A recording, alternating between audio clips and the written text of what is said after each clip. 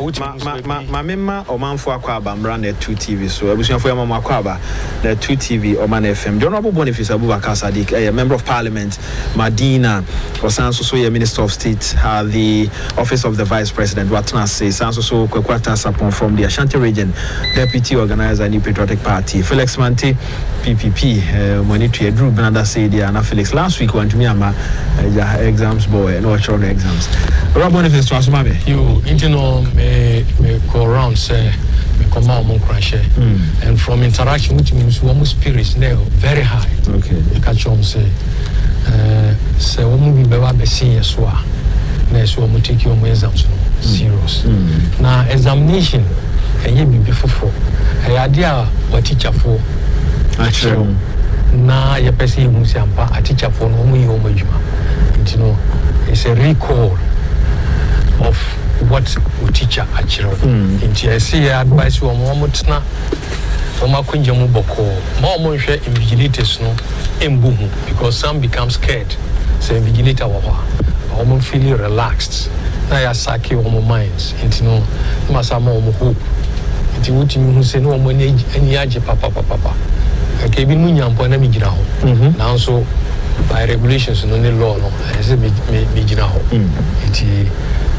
I mean, from the way mission this year, I can see good performance. Okay. Because almost spirits are very high. Very high. And I hope the best will come out this time around. I said that anyway.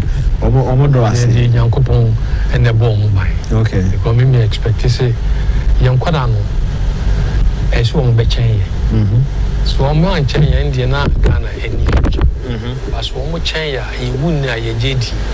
Anytime you hear okay, that is how we need to do it. Yeah, share other issues. I bet you come. Me do one the best performance of MPs or constituency. When him say research department of the University of Ghana or more research or more year na na emudaho. Baby brains or Munyana said yeah no more. 2016 about one predicted the new patriotic party when Anatia Kunyaso. Yes. A bam with the figures are almost edit to ja. Say to me, I may almost deserve before Fraba or my sem say Ghana for Beatrice or more MPs or more a number of MPs are more a new patriotic party MPs. It's likely so make me a lose one seat. Big crown so NSA Oshe said yeah, and Yama AC kwa almost science which ministers and so more Juma Swenia on for no air can wasem. One more Jumanum, but I did about one so almost say NDC MPs, the chain MPP MPs, which of course will be opposition when it here. Onyamre, and what will say Ghana politics, and yet about infrastructure and performance in terms of Nyama Nipa no do money who name we MP no interaction tem bia out constituency wa eno na wo mo ehwehwe minim say sabi no what it mu nsem bebre we member of Parliament Madina who fan say oh me finding good fit. Okay, because I've been a researcher before. Na time na time new position my say energy. But this is a wake up call because ejuma na omo ye no fair. Now it is never too late because you were almost about 1.5 or 1 year to 1 year to go. Intino, we need to say we track when you won't the original watching the who be a chair. So sadiety. Intino, I believe you say a human or mayano is fair. Depending on the number for sampling a woman use here. Ne woman methodology woman use here. At the end of the day, as one of the results over. Now, we share says I say infrastructure and Yaman, and yeah, no, and the map party with the power. It's true. Yeah. One, the visibility. Important. Two, echo crop for now explaining the policies of government, and also important. Very, very important because we share in the SHS. Ghana Babia or BA there's nobody Obi ni Ghana how because we need home for so but there are other infrastructure we social infrastructure but you share other physical infrastructure sometimes we be begin Babia catch us and you're quite needy. Meanwhile also no sani pa krono ebe criticize say wo MP do enye wo adwuma so wo de infrastructure beba now so kai hu say time a wo call campaign so wo kasaye e bisa na wo ba you problem is now be it depends on how you explain to them inti we nyina ye niema at least ye fatu inti na one day metena ha danu bi metena ha ka say me bompa e enche bia dachi MP one dani minister. Okay. MP one dani minister. MP oko embra shebejuma ajuma no. So you look at Obenfu and say where you na call.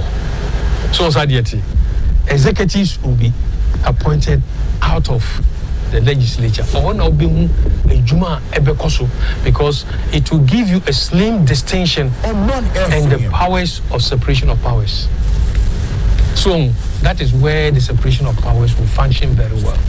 Kubinya judiciary into Koshembrana, when mun be interpreti. Executives so woman human se kwan be faso impuntu policies no ma on beba ni nyina ebema yeso but gradually we are getting there. Mami sure time na we minister inner city zone go development and in near or office of the vice president onkita hodie ene onkrofo no ni be notice say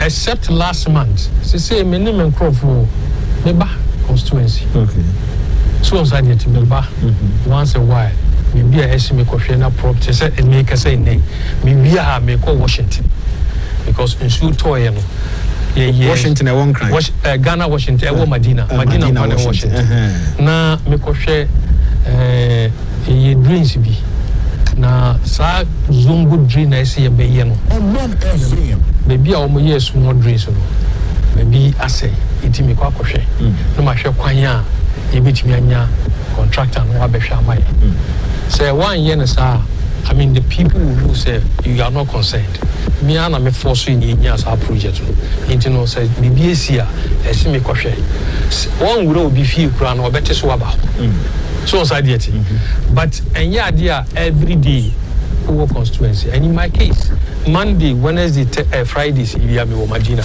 Tuesdays also mete ha so side yet and nyama pi wo ho a we are won fan tudwa but at least as far as people are concerned airtime cry better nyama maye me beto eba beto airtime near the atoso na mamu and nyama ekoso e wo Medina so and sometimes you see abo be council a because most of the MPs are beginning to have internal rifts. MPs or ministers and answer MPs or ministers. MPs or ministers. MPs or ministers. A month for Amiki or my mind say on behalf. So my day. I mean, what you mean you be naturally wano wabano and yenide.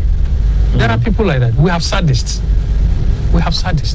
What you mean you be we knew from Adam and you want to do buy and so on cancel on to buy into quite be as well before so two company obey but when you do that don't forget say be a woo to know and they say be a see our to know and then no man or mutasi no more so many and don't forget say and to say what so ya would that say esiso how person should be she no who be about a to see no way we are not saying we see what say is no beshi. So we need to be very, very careful and open and transparent and sincere and honest with ourselves. For no simame. Into no share idea legon the political science I am media before so. Okay. Because any good politician must always be prepared to accept his shortcomings and correct himself. One yes idea. Very well. Kwaguma memra ho.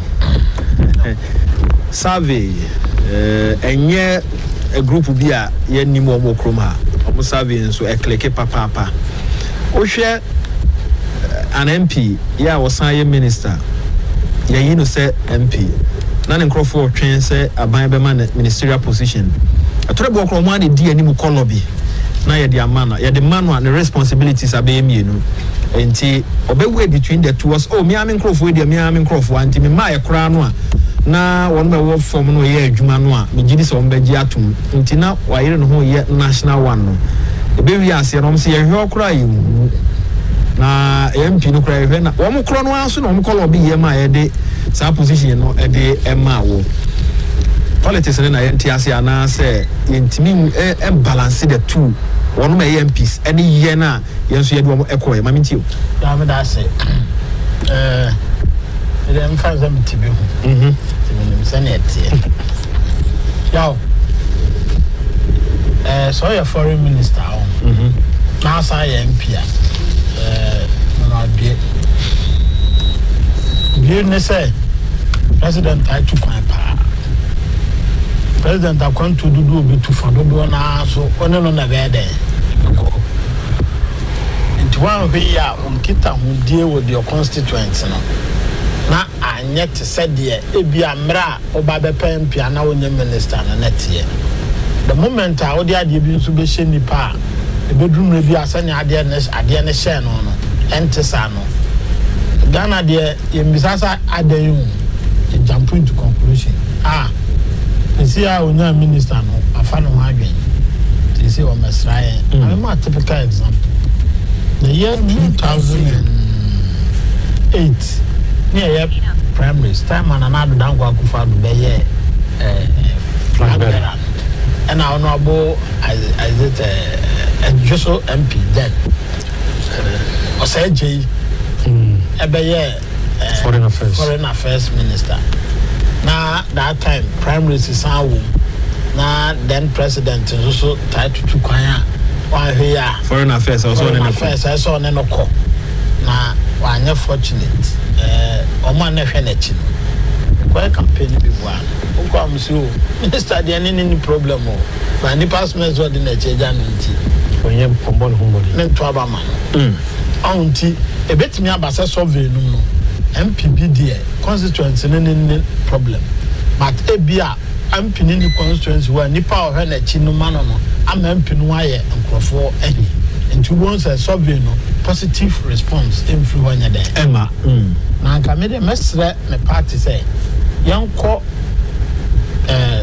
lecturers here survey no no my detail with names now okay. Our person seeking for second term ube where lapses here there because as I mean MP let me try my first 2 years one I need to know my performance so I'll hire an independent body to do survey or constituency make a survey for no say and yes my high or montino they should tilt be a response na answer no towards me some anybody because one way out so no constituency executives na normal always they will remember feel say at the end be behind the air cost boko and in politics me feel said this your performance in DA is it infrastructure DA your MP performance no there me find say individual based send obi a one there okay because my perception about me MP me two way minim the MP betimi aye ne de ontimi nya de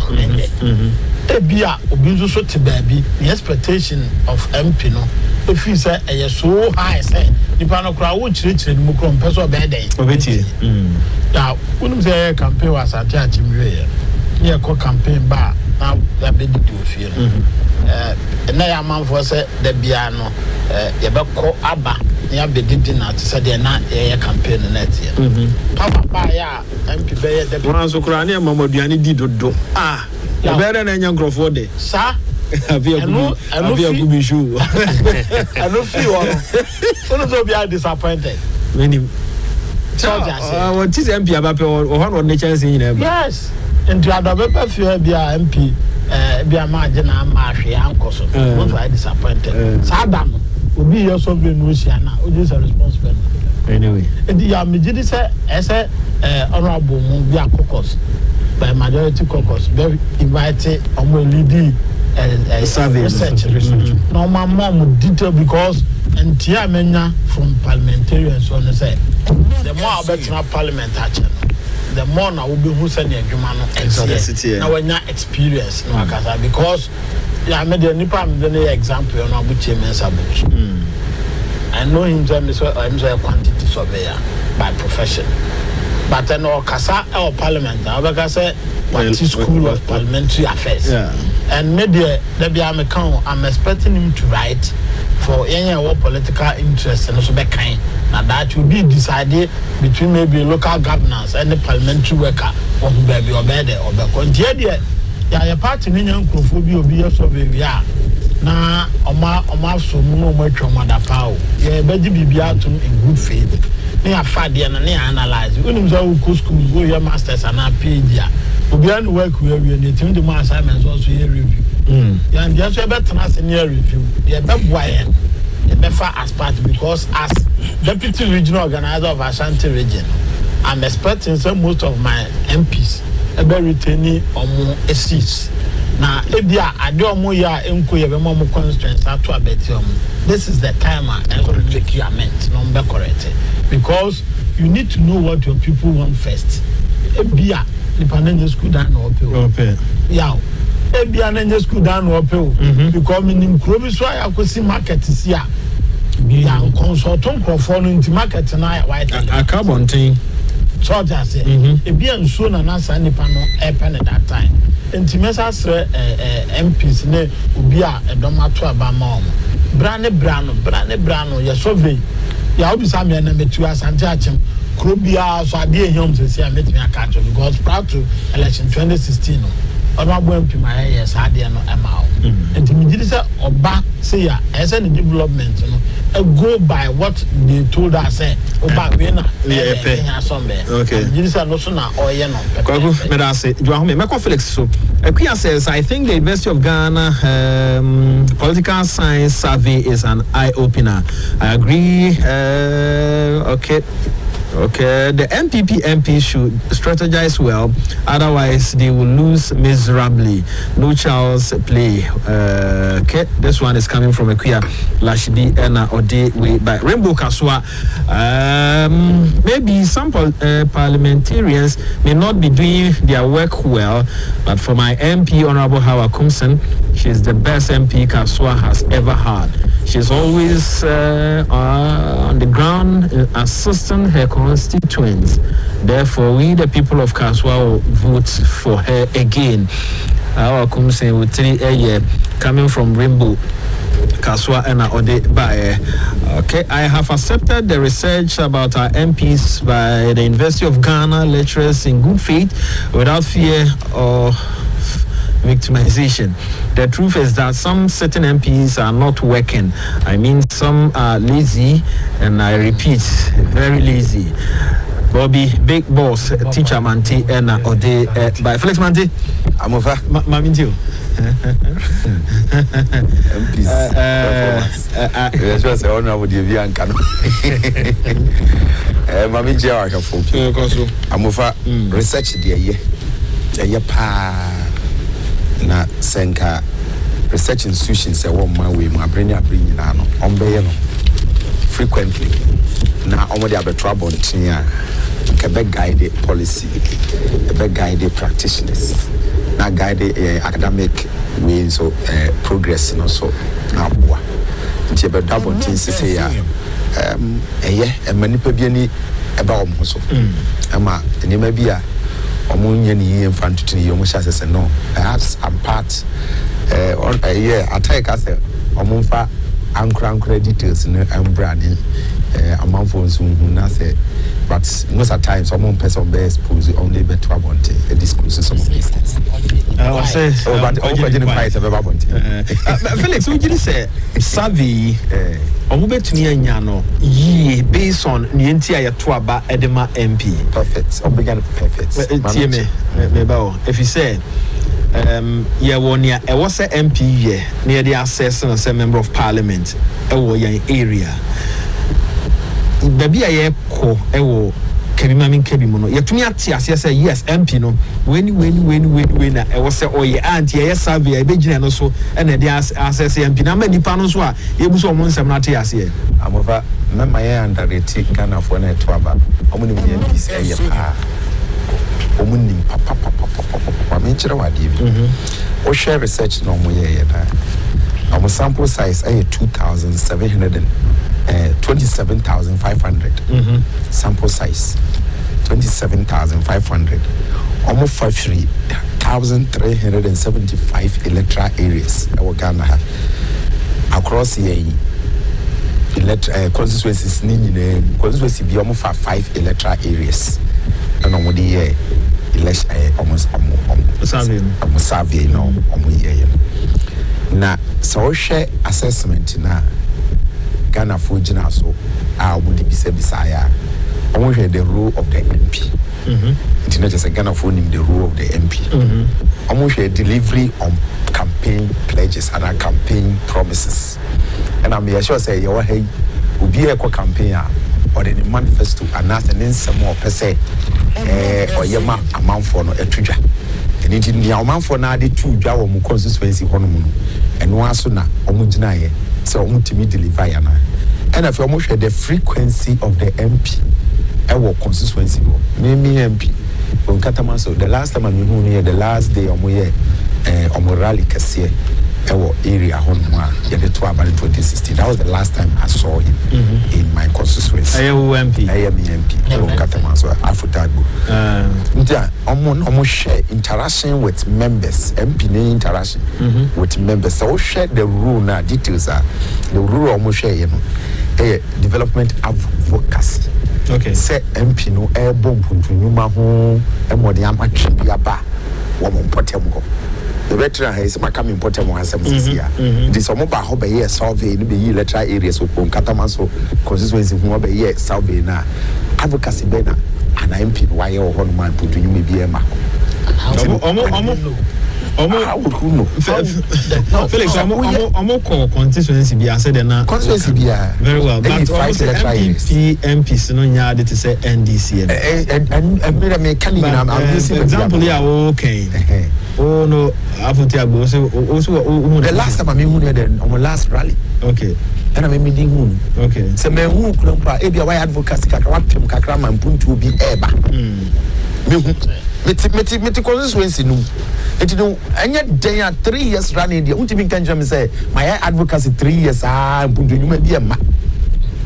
You get it? MPs MP we Lada de Kotopon MP Oko boy or trust station be our body kwan so say kwan mo meye mami o mo meye mami we ne ya ne kwan ma ene ya ne kwan no to aso no enti na sabre wani abro o MP say na oye minister check crowd na oye minister no wani mo kwan say you general research na babonti so enti no say o bone ho moden a say yebehu yebehu ana afei nipa ne representation wo ye campaign wo gina ye nim ka kire ye say me gina mo name ba bibia meko na makwa amamo makam asem amamo how often yen MPCB how do you see it so it you know the people knows what sample size ni be so MPs wo mo and it's a fact Obi scored 20%.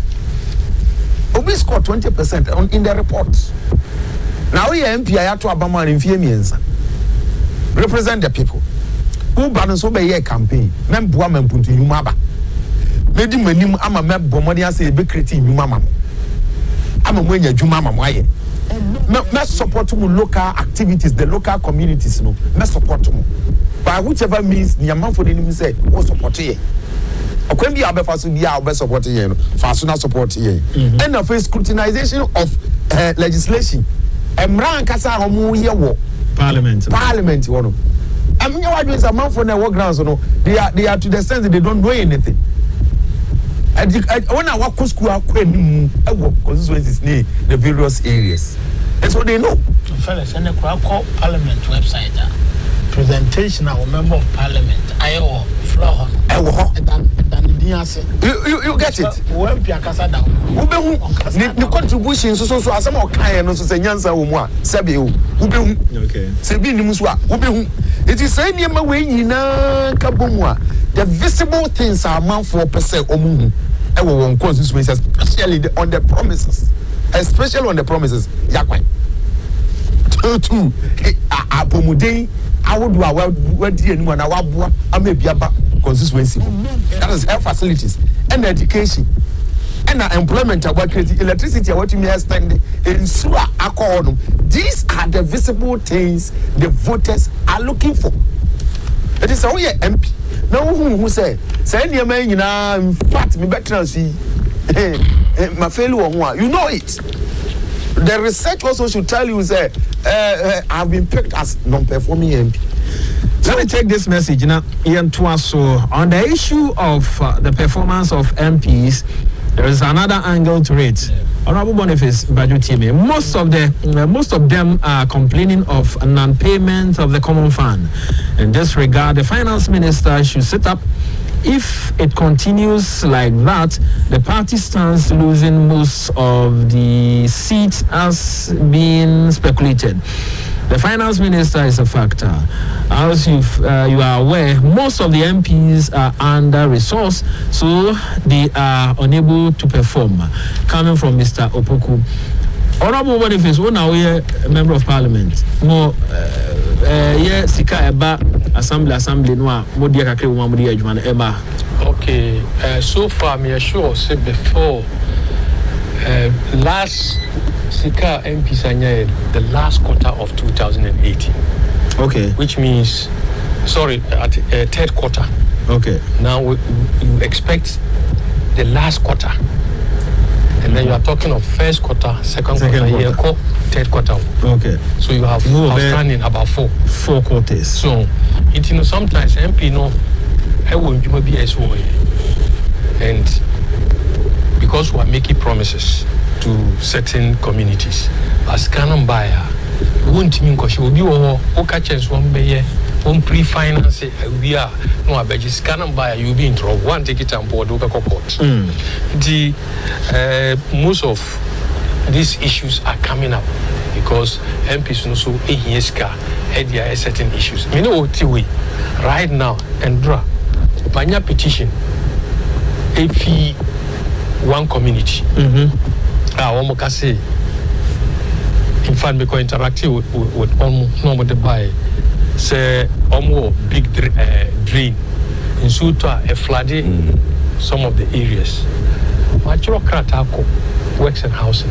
By the point necessary, see a train works and housing Amabe ya 1,000 years and Bantam. It's in my family right now. That assurance. Okay. So I'll come and do it. See, I call the municipal engineer to go and get excavator. Excavator. No on high. Near sure can have so a country. Near open up drain. Yes, sir. In Suno, Ediboni. Unfortunately, I'm not supposed to know much about flooding. Maybe we come on van that be on San Kaya, Kobe fourth quarter, affect to performance or constituency. Somehow. Okay. Definitely. Because Sikano is not meant for your personal use. Yeah. So, fortunately, the way I may say Yamfano allows us a minya and a get fund. May the either symmetry school fees and now me boa me the ato and kwenya and now support to education. I remember this municipal director by we need accommodation. Me share na me wiska. Me yimu 19,000. High e manu ni accommodation. One more pick up no we should ties in the hall. Me yiska eto ties SAT. One more be mock exams for BC for. So this is how it goes. Infrastructure. This social infrastructure facility. Say ba ukom zongo sisia my metal bridge. But I say mamen Tom Adi Mranafe yen twaso na said ye hia me common fund ne bia say affect mo say nsa de tie dia na say bia mo nsan kan no say de tie e betumi ama survey no so accord the direction a eco no eno nti e ho nyina so e wo say ye hwe Swift Institute for other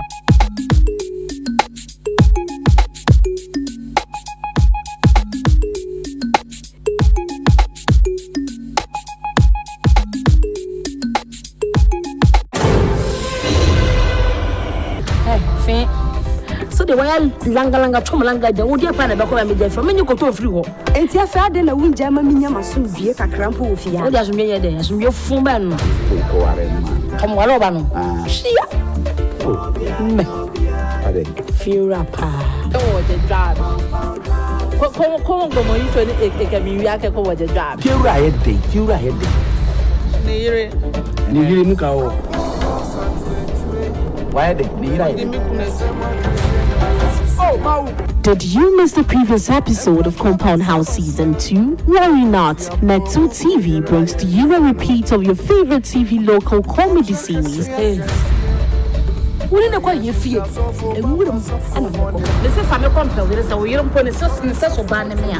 Asama who come and do we are about. Showing every Saturday at 9 p.m. only on Net2 TV. Down where to say that can me, but come